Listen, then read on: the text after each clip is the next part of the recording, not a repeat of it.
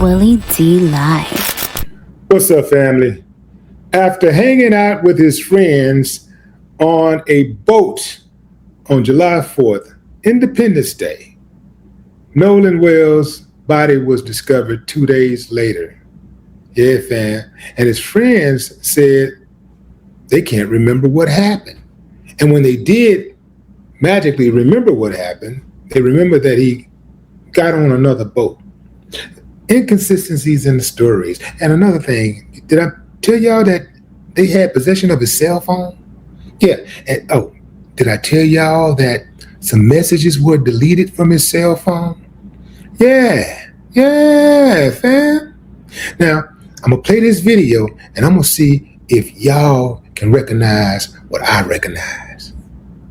Check this out.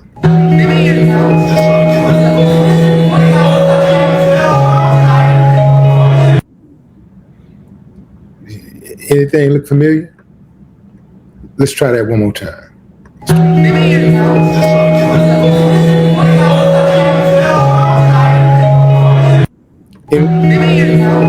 Anything stand out?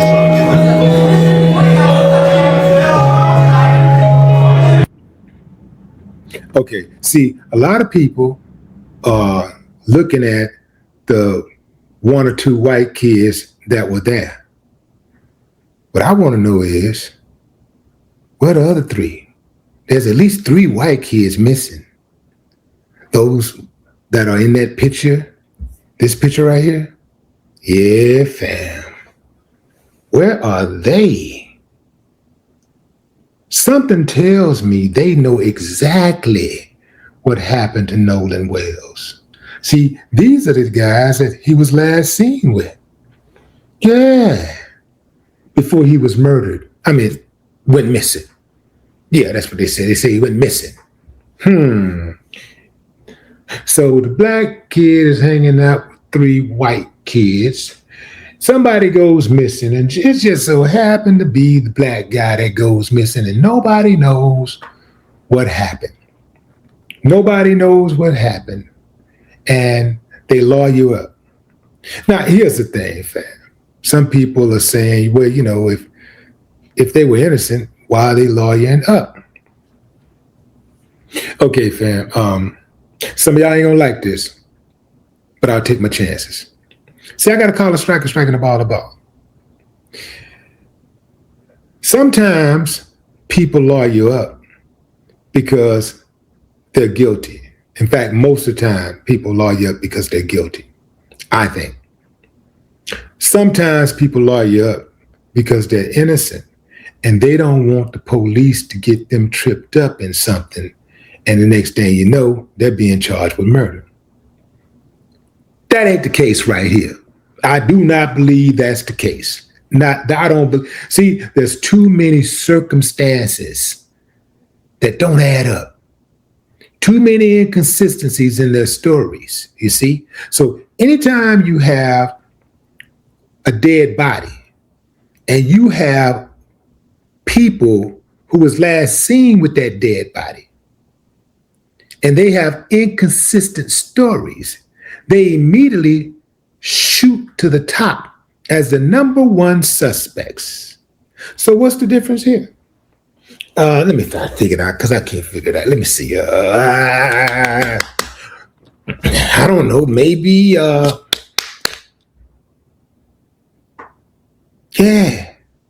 Yeah. So let me ask the proverbial question. What if it was 3 white boys or 3 black boys and 1 white boy, and the white boy came up missing? And the story that the 3 black boys gave is, I can't remember what happened. And then when they do remember what happened, they say, well, he just got on a boat and he left his phone and we didn't see. And then the mother get the phone back.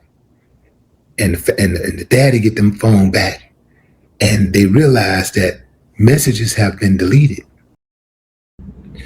What would be extremely helpful if they went out there and got themselves a mobile device forensics examiner otherwise known as a digital forensic specialist, break that phone down. They can find out exactly what time those messages were deleted.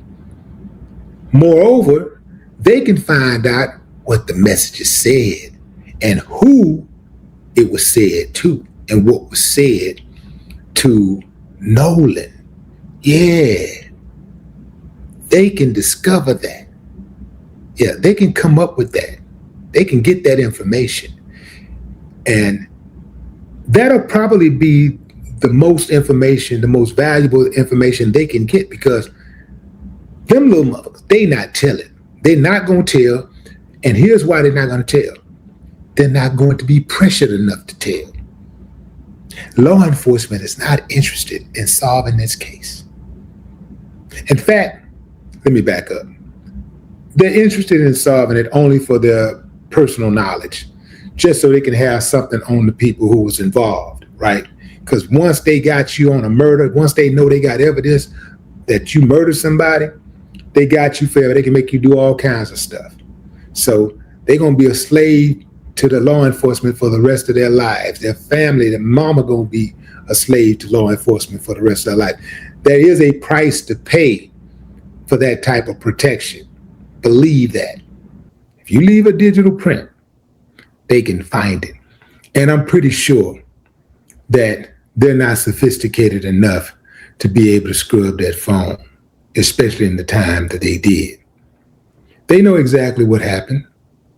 Now, the kids who showed up, the white kids who showed up, on the surface, I can say, I think it's brave, it's admirable, it's noble for them to show up, in the midst of all of this racial tension. They're hearing the comments, they're seeing the comments, the race strain on the internet. They hear it, they see it, right? And for them to show up, it says something. And that something is either they are true blue friends, or they know something and they're just trying to stay close to the family, to ear hustle, see what the family know. See, that's always a possibility. These type of things happen all the time. People who are involved in crimes, they'll go out and help look for the body. They'll go and search for the body, knowing exactly what a body is. It's almost like somebody who steals your money. Somebody steal your money and they help you look for it. You're like, you be thinking, well, my money, I lost my money. And they over there looking all under the bed and, moving pillows out the way, knowing the money right there in their pocket. Yeah. So I take it all with a grain of salt, fam. I don't believe nothing until I get all of the facts. I'm talking about, the mud that they throw on the wall, right? To try to throw off the scent. But as far as who did what, I absolutely believe that those boys are guilty. I believe that at least one of them killed him. I don't think it was some other group of people. Because if it's a different group of people, then it's us against y'all, right? If it's a different group of people and they arguing with my boy and they trying to fight my boy, I'm gonna stand up for my homeboy, right? I'm standing up for my buddy. But if it's a large group of friends who know each other, and then one of them decide to hurt the black kid, and the rest of them look around and be like, okay, shh. That happens all the time. It's happened throughout history. So I saw some woman call herself trying to check the black community, talking about, well, Nolan Wells died and it's a tragedy, but look at all of the racist blacks coming out and da-da. Fuck you. Straight up. Ain't nobody trying to hear none of that. We ain't trying to hear none of that you talking about. You ain't finna try to gaslight us. That's not happening. You not finna gaslight us. We know exactly what's going on. And you ain't gonna guilt trip us. We ain't gonna be silent for you so you can be comfortable. All that old stuff, man, that's dead. All that, and then she gonna try to end it with R.I.P. Nolan Wells. You don't give a damn about Nolan Wells. If you did, you'd have some empathy for how black people feel about it. If you were really a black ally, you would lean towards what black people are saying and what black people are thinking. And you keep your mouth shut if you were really for the black community. So you ain't for black folks. You running game. You trying to make somebody feel ashamed for speaking out about these damn atrocities that we see all too often. Man, this is regular stuff. This stuff happens all the damn time. And she gonna try to make it seem like we it's something wrong with us. Like we tripping or some kind of way. We ain't tripping. We know exactly what's going on. We see exactly what's going on. And we've seen it time and time and time and time and time again. It's already happened a couple of times since Nolan's body was discovered. Just 1 week. Almost a week. It hadn't even been a whole week. And it's already happened again. So you can miss me with that guilt trip, with that gaslighting. You can miss me with that. Your opinion means nothing. If you ain't riding with us, if you ain't with us, you against us. Straight up. You can't be an ally. You can't call yourself an ally to a marginalized group and then try to go to the marginalized group and tell the marginalized group how they should feel and what they should think. That's your condescending ass thinking that your SHIT don't stink. That's you thinking you better than us, and because you got this certain complexion, somehow your opinion matters. Yeah, your opinion might do matter, but it don't matter more than ours. But what say you, fam? Drop a comment. I'd love to hear your thoughts. No more talk.